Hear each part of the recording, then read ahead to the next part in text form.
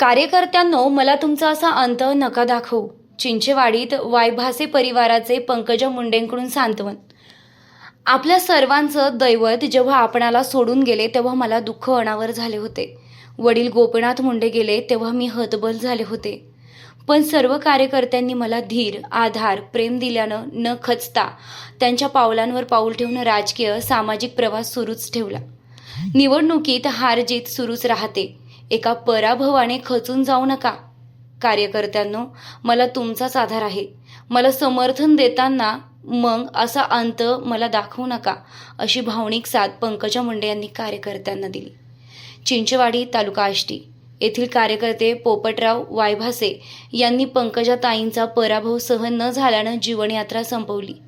या कुटुंबाचे सांत्वन पंकजा ताईंनी घरी जाऊन केलं. यावेळी माजी आमदार भीमराव धोंडे, सुरेश अण्णा धस, भीमराज आव्हाड, मृत्युंजय प्रतिष्ठानचे अध्यक्ष राहुल सांगळे, किरण लटपटे, संकेत रोकडे, उमेश गांगुर्डा, जितू पाटील, अमर भोसले, आनंद नाकाडे, प्रताप भिंगारदिवे, स्वप्नील वागचौरे, चिंचेवाडीचे ग्रामस्थ उपस्थित होते. स्वर्गीय पोपटराव वायभासे यांच्या मागे पत्नी, 2 मुले असा परिवार आहे.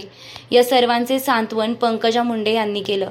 कार्यकर्त्यांना वाऱ्यावर सोडणार नाही. माझ्या प्रेमापोटी तुम्ही जीव देऊ नका. तुमचा अंत असा पाहवत नाही, असं म्हणून अश्रूंचा बांध फुटला. उपस्थित सर्वांनाच अश्रू अनावर झाले. कुटुंबियांना मदत देण्याचे यावेळी त्यांनी सांगितले आहे.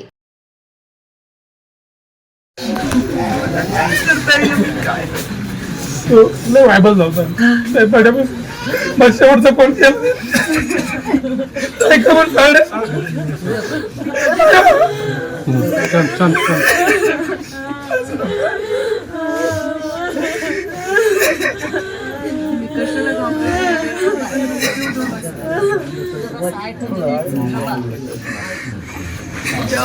माझं मोठे पण नाही रे, माझ्या हातातच काय मी काही पण लढायला तयार आहे, पण तुमचा जीव गेला मला अपराधी वाटत. समजून पोरांनो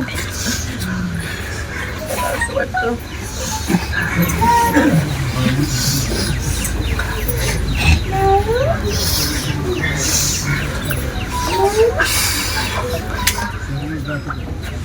साहेब मरून गेले रे, तरी तुम्ही जीव नाही दिला. मला फार कस तरी होतं. तुम्हाला माहिती आहे, मी 2-3 दिवस येऊच शकत नव्हती. माझी मनस्थिती काही मधली 5 वर्ष तुम्ही सत्तर नाही आणि प्रत्येकालाच वाटतं तुम्ही काही आमदार मंत्री का आम्ही झालो असं वाटतंय. त्याच्यामुळे चालू आहे, प्रत्येकाला वाटतंय. हार जीत गेली खड्ड्यात. जीव देऊ नका रे. गेले करू बाबा बाबा म्हणून ओरडले. मी काहीच करू शकत नाही.